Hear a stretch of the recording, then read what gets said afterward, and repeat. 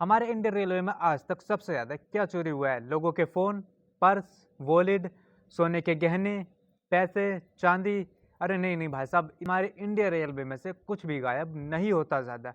हमारे Indian railway में से जो सबसे ज़्यादा चुराया जाता है ना, वो है तौलिया।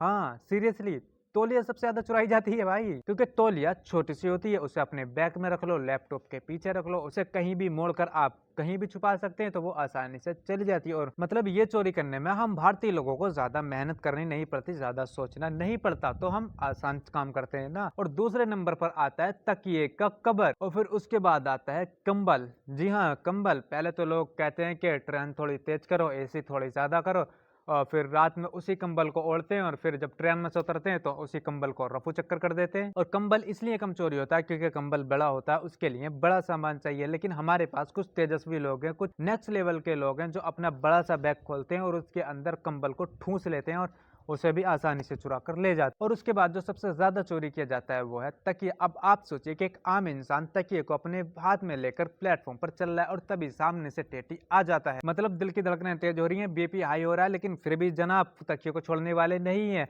अब ये जितना ज्यादा सीरियस तकिए को लेकर होते हैं, उतना ज्यादा सीरियस अगर अपने करियर को लेकर होते हैं ना, तो आज पता नहीं कहां से कहां पहुंच जाते हैं। और फिर घर जाकर उसी तकिए को कभी इधर फेंकेंगे, कभी उधर फेंकेंगे, कभी दीवार पर, कभी सोफे पर। और फिर जब घर पर कोई गेस्ट आए तो उसके सामने डींगे मारेंगे कि देखिए रेलवे का ये तकिया है, इसकी क्वालिटी थोड़ी गिर गई है।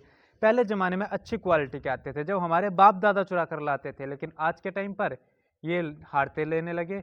अरे भाई, तुम लोगों ने उस तकिए को चेंज कर दिया है, इसमें रेलवे की दिक्कत नहीं है।